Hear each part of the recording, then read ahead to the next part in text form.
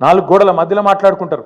కానీ బజార్లో పడి మా రాష్ట్రం దివాలా తీసింది, మా రాష్ట్రం సంకనాకిపోయింది, మా రాష్ట్రం పూర్తిగా ఎయిడ్స్ పేషెంటు, క్యాన్సర్ పేషెంట్ అని ఎవడన్నా మాట్లాడతాడా? This is the intellectual bankruptcy of Congress party. That's why I said the state of Telangana is not bankrupt. The state of Telangana is not bankrupt. We are in the pink of health. It is the Congress that is intellectually bankrupt. It is Revanth Reddy who is morally bereft. అంతే తప్ప తెలంగాణకేం కాలే. ఒక కుటుంబంలో సమస్య ఉన్నా బయట చెప్పుకోము, బయట పడం బజార్లో. కానీ రేవంత్ రెడ్డి గారు దివాలా తీసిందని ఆఖరికి అడ్డగోలు మాటలు మాట్లాడితే చివరికి ఏమైపోయింది?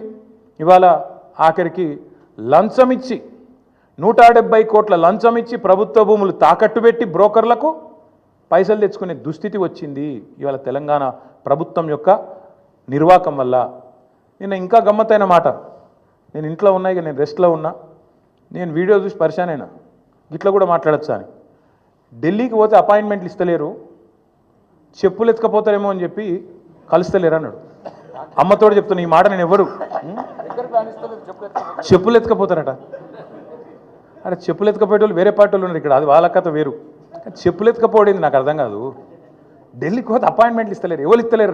రాహుల్ గాంధీ ఇస్తలేడు, వర కరెక్టే, నీకు ఇయ్యరు కూడా. ఎట్లు ఇస్తారు? నీకు తెలిసిపోయింది నీ కథ అంతా. ఇయ్యరు. ఈ కొత్తగా ఎవరైనా సుట్టపోడు కొత్తగా వస్తేనేమో మర్యాద ఇస్తారు ఎవరైనా సరే, 4 రోజులు ఉంటుంది మర్యాద. ఇక కానీ నువ్వు వచ్చేదేమో ఢిల్లీకి నీ పని మీద వస్తావు, మీ మూటలు మోసుకపోయేందుకు 40, 42, 43 సార్లు పోతావు ఇప్పటికీ. అందులోనట ఈయన ఎకానమీ క్లాస్లో పోతుండట. బా ఫోటోలు మొత్తం బయట పెడతాం, ప్రైవేట్ ఫ్లైట్లు, బిజినెస్ క్లాసులు, మీ ట్రిప్పులు మొత్తం ఫోటోలు బయట పెడతాం, సోషల్ మీడియాలో ఇప్పటికీ తిరుగుతున్నాయి, మళ్ళీ పెడతాం. అరే గింత అన్యాయం మాటలు మాట్లాడతారు. 43 సార్లు ఢిల్లీకి పోతివి, 43 పైసలు లేకపోతివి, ఏముంటుంది ఇజ్జత్ నీకు ఢిల్లీ మార్కెట్లో? వీడు ఊకొత్తాడు పోతాడు, ఎందుకు ఇవ్వాలి మీకు అపాయింట్మెంట్? ఇస్తలేరు, ఏం చేయాలి మరి? నువ్వు మూటలు మోసేందుకు వస్తున్నావు ఢిల్లీకి, రాహుల్ గాంధీకి మూటలు ఇస్తేందుకు వస్తున్నావు, మొదలు మర్యాద ఉంటుంది. ఇక ఆఖరికి దొంగలెక్కనే చూస్తారు. వాస్తవం ఏంది? కేసీఆర్ గారేమో అప్పు చేస్తే 4,17,000 కోట్లు 10 ఏళ్లలో, సంవత్సరానికి 41,000 కోట్లు అప్పు చేస్తే కేసీఆర్ గారు ఏం చేసిండ్రు? ఒక్కొక్క ఇటుక పేర్చుకుంటా రాష్ట్రానికి శాశ్వతంగా పనికొచ్చే నిర్మాణాలు చేపట్టిండు. మరి మీరేం చేస్తున్నారు అంటే, ఒక్క ఇటుక పెట్టినవా ఎక్కడన్నా? ఒక ఇందిరా మిల్లు కట్టినవా? ఒక కాలువ కట్టినవా? ఒక ప్రాజెక్టు కట్టినవా? హైదరాబాద్లో ఒక కొత్త బిల్డింగ్ కట్టినవా? ఏవిలో ప్రజలకు పనికొచ్చి ఒక పని చేసినావా? చేయలే. మరి నేను ఇంకొక మాట అడుగుతున్నా, ప్రజలన్నీ గమనిస్తున్నారు. రాష్ట్రమేమో దివాలా తీసిందంటావు, రాష్ట్రం దివాలా తీసిందని దివానా మాటలు మాట్లాడతావు. మరి మీ కుటుంబం ఆస్తులు ఎట్లా పెరుగుతున్నాయి? అనుముల రేవంత్ రెడ్డి గారి కుటుంబం ఆస్తులు ఎట్లా పెరుగుతున్నాయి? నువ్వు అదన్నా చెప్పు సీక్రెట్ మాకు. మీరు ముఖ్యమంత్రి కాగానే మీ అనుముల ఫార్ములా సీక్రెట్ సాస్ ఏదైతుందో అదేదో మా ప్రభుత్వానికి మొత్తం ప్రజలకు కూడా చెప్తే మంచిది కదా. ముఖ్యమంత్రి అయిన 6 నెలల లోపలనే మీ అన్న అనుముల జగదీశ్వర్ రెడ్డి గారు 1000 కోట్ల పెట్టుబడి పెడతా అని మీతో ఒప్పందం కుదుర్చుకుంటాడు. స్వచ్ఛ బయో అనే కంపెనీ వస్తుంది, 1000 కోట్ల పెట్టుబడి పెడతాను ఆయన ముంగట్టుకొస్తాడు.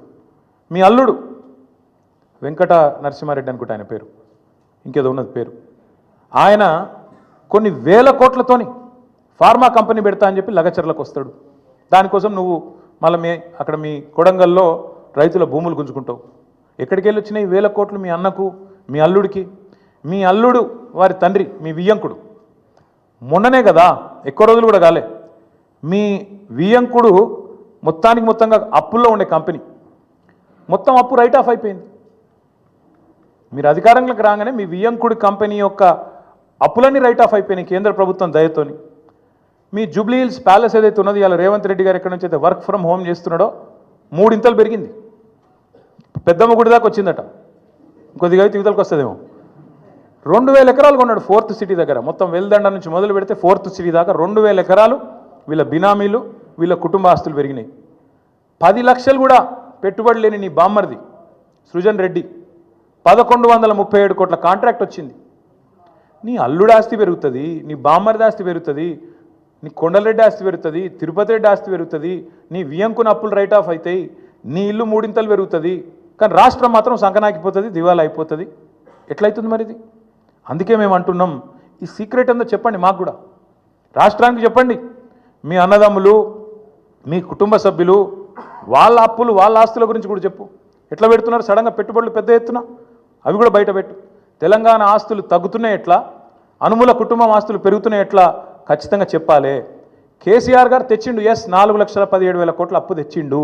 ఏం చేసిండు కేసీఆర్?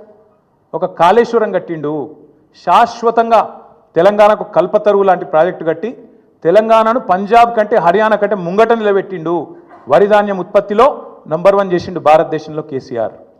90% పాలమూరు వలసల జిల్లాగా పేరుపడ్డ పాలమూరు రంగారెడ్డి ఎత్తిపోతల పథకాన్ని 90% పూర్తి చేసి ఒక పంపు కూడా ఆన్ చేసి మీ చేతుల్లో పెట్టిండు.